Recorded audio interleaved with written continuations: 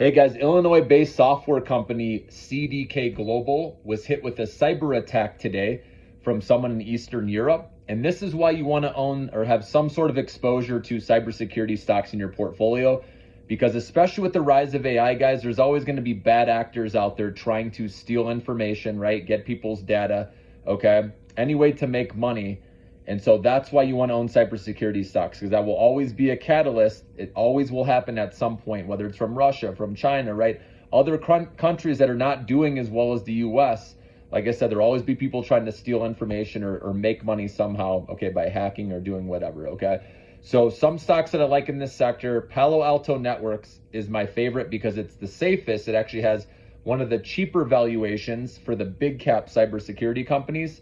So this one does a little bit of everything too. So I really like, this is my number one. CrowdStrike is at the top of the list too, but this price isn't as good right now because it's already gone on a huge rally.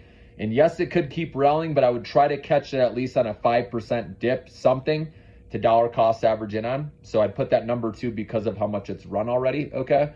So Palo Alto number one, CrowdStrike number two. I like Fortinet number three, okay?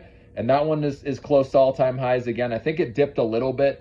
So again, any dollar cost averaging, at least if you're not buying at the highs at least, I think that's okay, but start very slow. And then if you do get a big correction around 10%, that's where I would add more, okay? And then also you have the higher risk, higher reward one with a higher valuation in this category of cybersecurity would be Cloudflare, ticker symbol NET, N-E-T. Now this has edge computing.